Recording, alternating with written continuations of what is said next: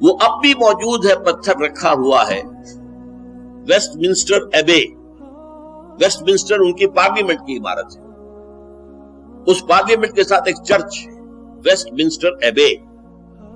اسی ایبے میں جا کر کوئی پرنسس کوئی پرنس کی شادی ہو، اسی طرح کرسی پہ بیٹھ کر انگریزوں کا حکمران جو ہے اس کی تاج پوشی کی جاتی ہے. یہ ابھی تک روایت چلی آ رہی ہے. تو ان کا خیال یہ ہے کہ وہ تخت بھی لا کر ہم رکھ دیں گے اس معبد میں کہ جو بنے گا، اور پھر اس پر حضرت مسیح نازل ہوں گے. اب یہ دونوں چیزیں سائیڈ بائی سائیڈ جا رہی ہیں.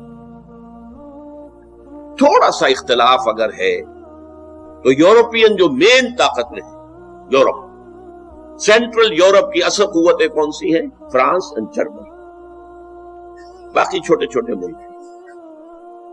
انگلینڈ وہ ویسے بھی مین یورپ سے تو علیحدہ ہے، وہ تو ایک جزیرہ ہے، اور ویسے بھی وہ زمینہ ہے یو ایس اے کا.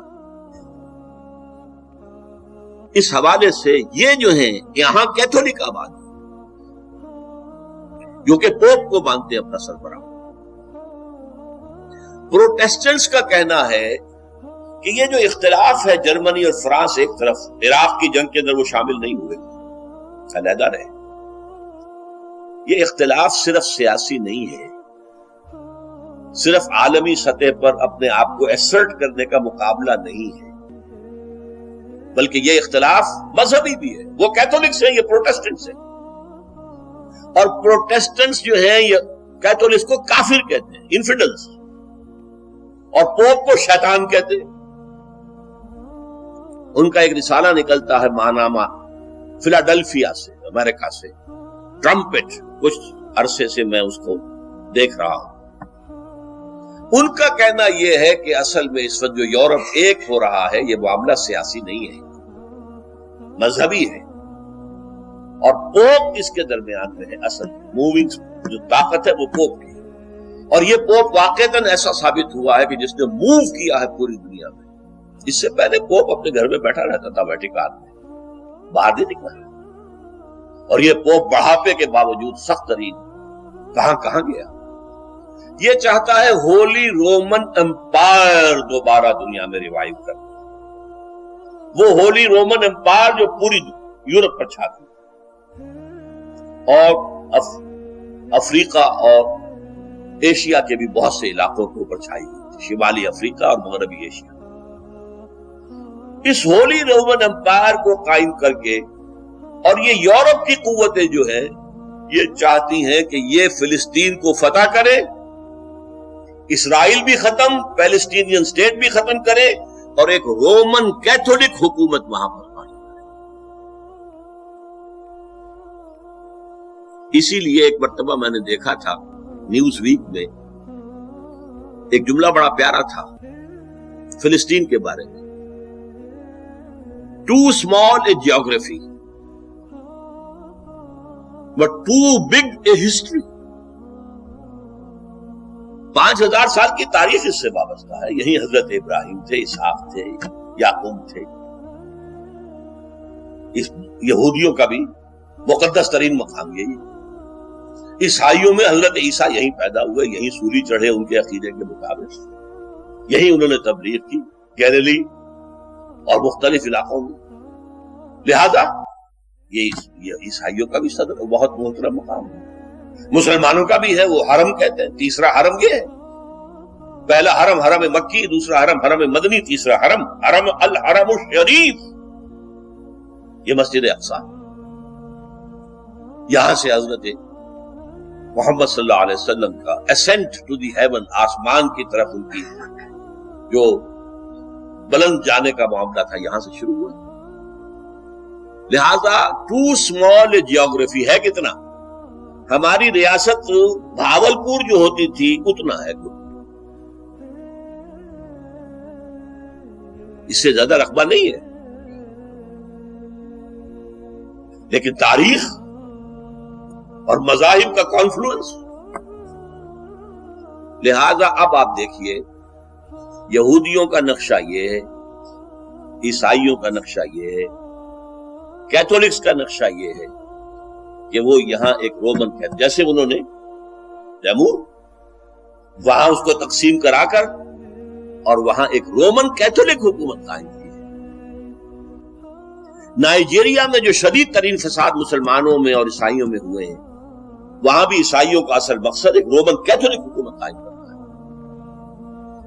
और प्रोटेस्टेंट्स का ये इल्जाम है, मैंने एक मर्तबा दिखाया भी था, उस जो ट्रम्पेट का एक मजमून, उसने उन्वान कायम किया था द लास्ट क्रूसेड, आखिरी क्रूसेड अब होने वाला है, सारी यूरोपीय कुव्वतें जमा होकर हमला करेंगी और यहां ईसाई हुकूमत कायम करेंगी। क्रूसेड किस लिए था?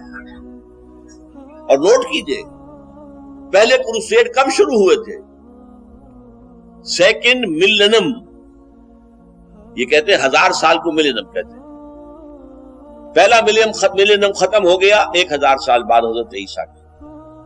दूसरा मिलेनियम शुरू हो गया 1001 से।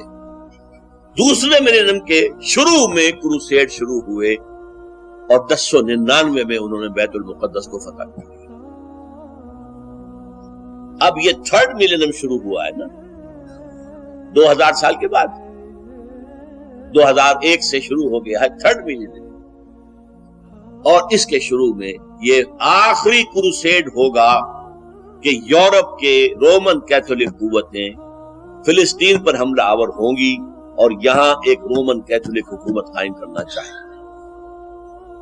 ये है मजहबी खदबत। और इसमें एक बात आखिरी और नोट कर लीजिए, रोमन कैथोलिक्स का और प्रोटेस्टेंट्स का आपस में मजहबी कितना ही इख्तिलाफ हो, और फ्रांस का और जर्मनी का सियासी और अस्करी एतबार से अमेरिका से कितना ही इख्तिलाफ हो, एक चीज पर वो मुत्तफिक है, एक तो फिलिस्तीन को टोटल को आजाद कराना मुसलमानों से,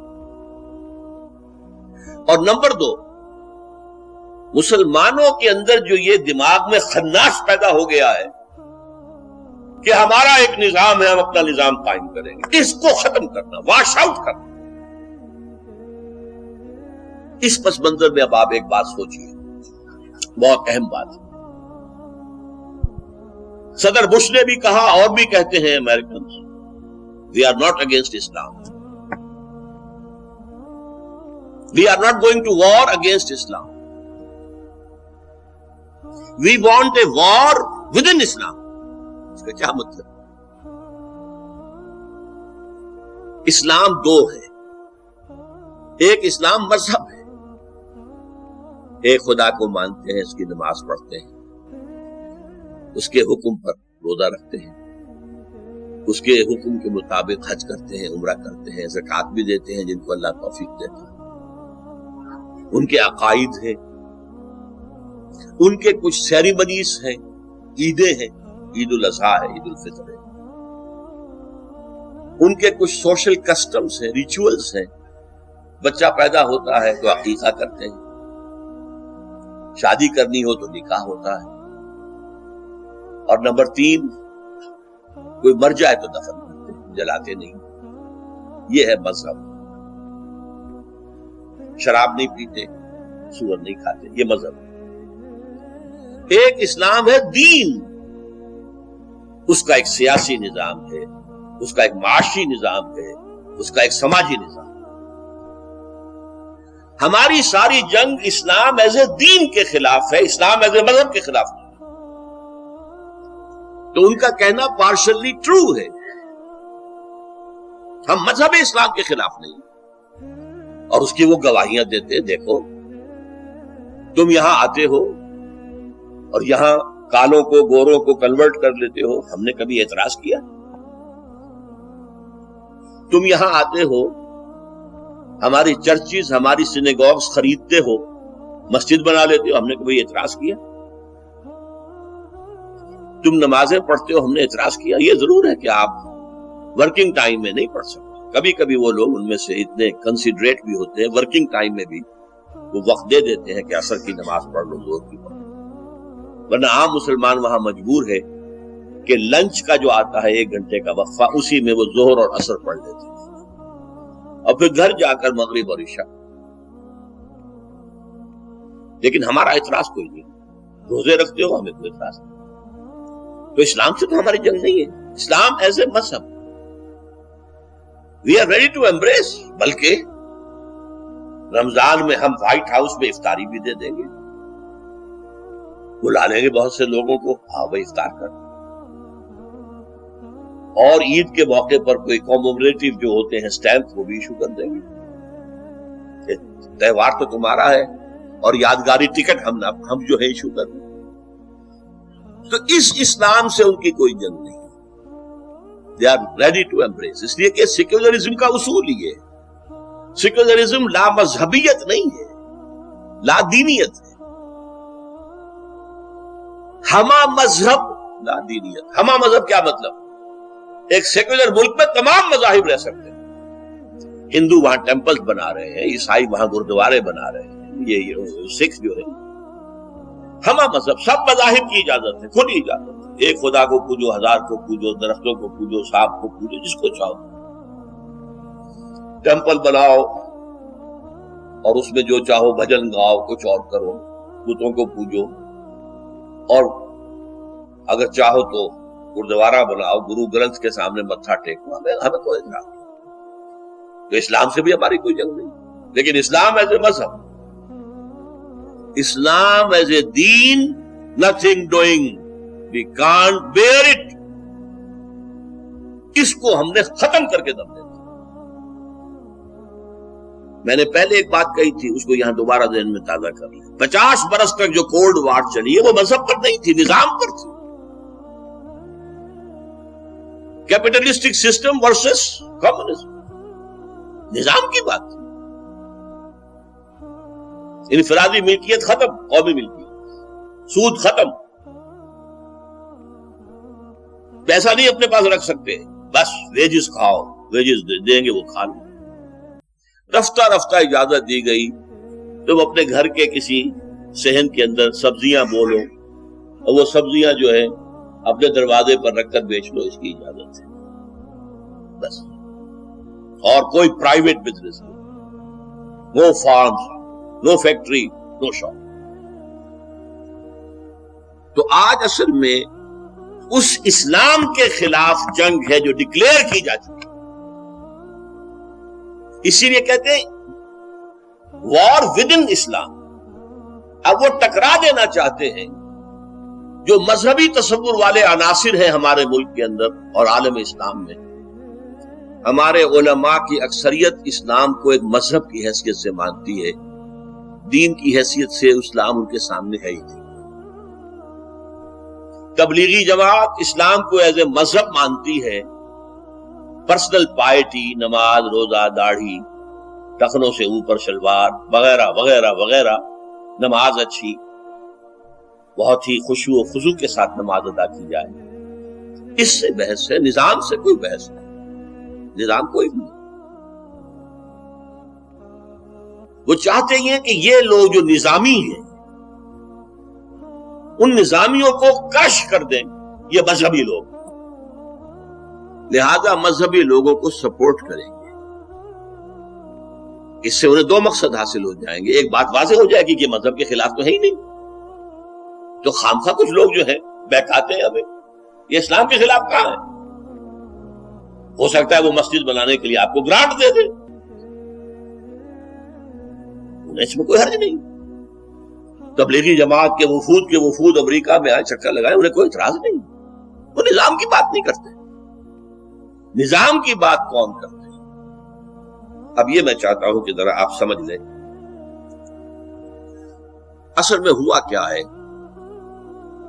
آج سے نصف صدی قبل, کہیں 300 برس سے, کہیں 200 برس سے, کہیں 100 برس سے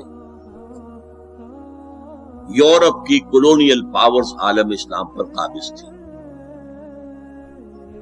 ہمارے ہاں انگریز تھا, ملایا وغیرہ کے اندر ولندیزی تھے, مصر میں انگریز تھے, شام میں انگریز تھے, شام میں فرانسیسی تھے, عراق میں انگریز تھے, لیبیا میں اطالوی تھے, موریتانیہ اور صحرا جو ہے اس میں اسپینیڈز تھے.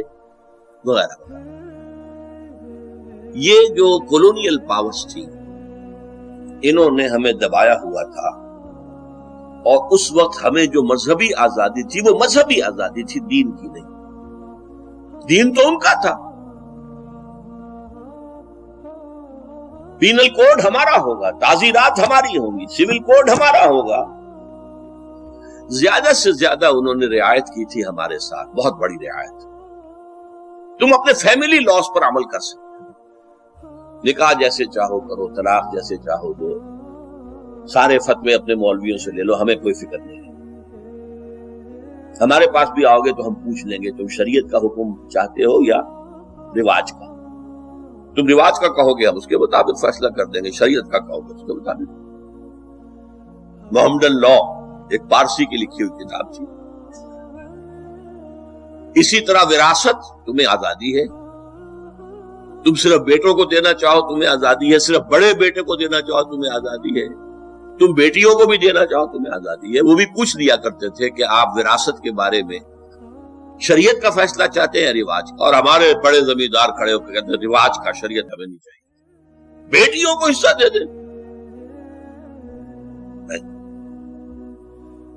بہرحال یہ ہے، حالانکہ یہ بھی سیکولرزم کے خلاف ہے. آج امریکہ میں آپ کو فیملی لاز کی اجازت نہیں ہے.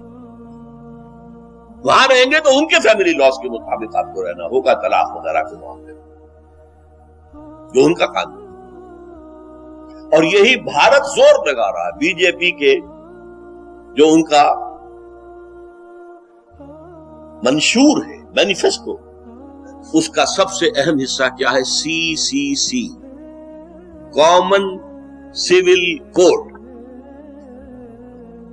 خاندانی قانون، فیملی لاز ایک ہوں گے. یہ کیا کہتے ہیں مسلمان جب ہمارے ساتھ کہتے ہیں کہ ہم ایک قوم ہے، سیکولرزم ہے، ہمیں سیکولرزم چاہیے. سیکولرزم میں تو قوم ایک ہوتی ہے، قوم ایک ہے تو فیملی لاز ایک ہونے چاہیے. یہ کیا نکاح طلاق کے ان کے اپنے حصول ہیں. بہرحال انگریز نے ہمیں رعایت دے رکھی تھی کہ فیملی لاز، میرج لاز، اور یہاں تک کہ وراثت بھی تم اپنے مطابق کر سکتے. لیکن جب یہ بستر طے ہونا شروع ہوا کولونیلزم کا، ولندیزی چلے گئے ملایا سے، سماٹرا سے جو اب انڈونیشیا کہلاتا ہے، ملیشیا سے، انگریز نے بستر باندھا ہندوستان سے، فرانس نے بستر طے کیا شام سے، برطانیہ کو اٹھا کر پھینک دیا صدر ناصر نے میڈیٹرینین میں. وہ خود نہیں گیا تھا، اٹھا کر پھینک دیا. لیبیا سے چلا گیا اٹلی وغیرہ وغیرہ، موراکو وغیرہ سے فرانس چلا گیا. تو ایک خیال پیدا ہوا مسلمانوں کے ایک خاص طبقے میں، ہمارا بھی تو ایک نظام ہے نا. یہ انگریز کا لایا ہوا نظام بھی ایک نظام تھا، یہ فرانسیسیوں کا دیا ہوا نظام بھی ایک نظام تھا، ہمارا بھی تو ایک نظام ہے اسلام کا، ہم کیوں نہ اس کو نافذ کریں. یہ اصل میں آزادی کا ثمرہ تھا کہ مسلمانوں میں ایک سیلف کانشیسنس پیدا ہوئی. دے ڈسکورڈ اسلام ایز اے دین. تو تحریک ابری، مسجوبی پارٹی انڈونیشیا میں، جماعت اسلامی انڈو پاکستان میں، فدائین ایران میں، الاخوان المسلمون عرب ورلڈ میں، یہ ساری تحریکیں کیا تھی کہ اسلام دین ہے، دین اپنا غلبہ چاہتا ہے، ہم دین کو غالب. لیکن دو فیکٹرز ایسے تھے جس کی وجہ سے، بلکہ تین، آج تک کہیں کامیابی نہیں ہو سکی. پہلا فیکٹر یہ تھا کہ انگریز ہوں، فرانسیسی ہوں، اطالوی ہوں، انہوں نے اپنے 100، 150، 200 سالہ دور میں جو حکومت کی تھی، جو نظام تعلیم بڑھایا تھا، اس سے جو اس ملک، ان ملکوں کی ایلیٹ کلاس تھی، وہ ان کے رنگ میں رنگی گئی تھی. انہی کی تہذیب، انہی کی بولی، انہی کی زبان، انہی کا لباس، انہی کا ذہن، انہی کی سوچ، انہی کی فکر، انہی کا فلسفہ. اور جب گئے ہیں تو حکومت ان کے حوالے کرتی چلے گئے، گویا کہ بائی پراکسی انہی کی حکومت جاری ہے. اور اس طبقے کے نزدیک بھی اسلام صرف مذہب ہے، وہ دین اسلام سے واقف ہی نہیں ہے، چاہے وہ پرویز مشرف ہوں اور چاہے وہ فاروق لغاری ہوں اور چاہے وہ کوئی ہو۔ دوسری بات، ان مسلمان تحریکوں نے طریقہ کار غلط اختیار کیا۔ اسلام ایک نظام کی حیثیت سے حضور نے برپا کیا تھا، اور یہ دوبارہ ہو سکتا ہے تو صرف حضور ہی کے طریقہ کار میں ہو سکتا ہے۔ انہوں نے سمجھا وہ تو آؤٹ آف ڈیٹ ہے، پرانا ہے، چلو الیکشن میں حصہ لو، اس سے اسلام نافذ کریں گے۔ اس میں ناکامی ہوئی تو گولی چلانی شروع کر دی، فلاں کو مار دو، فلاں کو مار دو، سادات کو مار دو۔ سادات مر گیا تو حسنی مبارک آ کے بیٹھ گئی۔ ابھی کل پرسوں میرے پاس ایک نوجوان آیا تھا کہ میرا دم گھٹ رہا ہے، میں چاہتا ہوں پرویز کو قتل کروں۔ میں نے کہا تمہارا دماغ خراب ہے، ایک پرویز کو قتل کرو گے تو اور کوئی پرویز آ کے بیٹھ گیا، فائدہ کیا ہو؟ کہاں تبدیلی ہوئی ہے؟ حکومت فوج کے ذریعے سے کوئی تبدیلی ہوئی آج تک؟ اس اعتبار سے یہ غلط میتھوڈالوجی جو ہے اس نے ان تحریکوں کو کہیں کامیاب نہیں کیا۔ اب ان دو اعتبارات سے اچھی طرح سمجھ لیجیے۔ نمبر ایک، ہمارے عوام کے ذہنوں پر علماء کا جو تسلط ہے، لہذا وہ تصور دین سے واقف ہی نہیں ہے، وہ اسلام کو ایز اے مذہب جانتے ہیں۔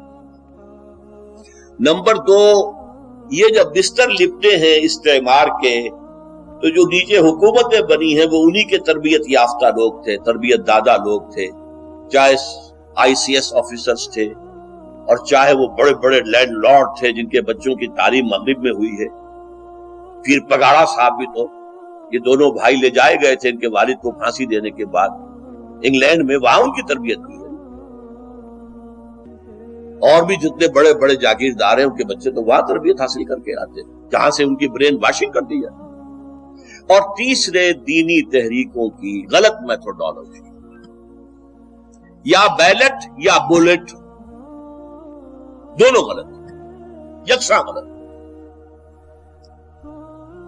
اب میں اپنی گفتگو ختم کر رہا ہوں اس بات پر، اس پورے پس منظر میں یہ بات واضح ہے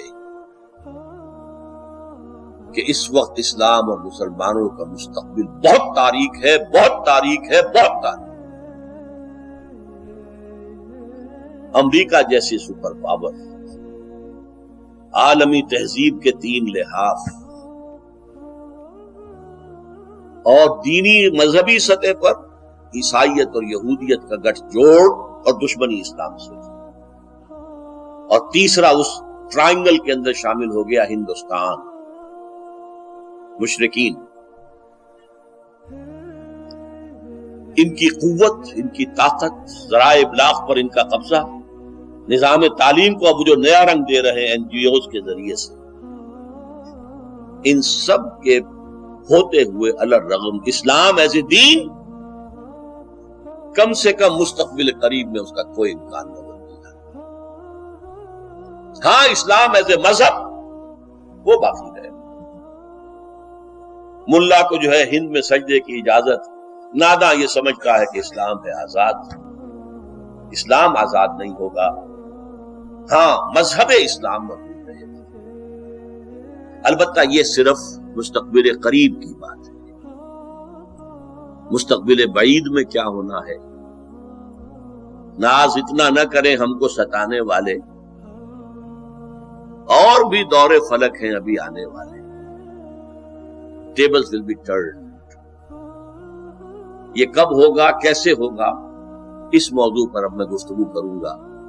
میرا آج کا جو ہے خطاب، اس کے ویڈیو یا آڈیو آپ حاصل کریں، دوبارہ سنیں، سہ بارہ سنیں، بار بار سنیں، لوگوں کو سنائیں، تاکہ انہیں جانکاری ہو، انہیں معلوم ہو دنیا میں ہو کیا رہا ہے، کون سی قوتیں ہیں، اور اسلام بطور دین کس طور سے ہدف بن چکا ہے ان تمام ورلڈلی پاورز کا، چاہے وہ امریکہ ہے اور چاہے وہ یورپ کا سینٹرل حصہ، ان سب کا ٹارگٹ اسلام ایک دین کے اعتبار سے ہے۔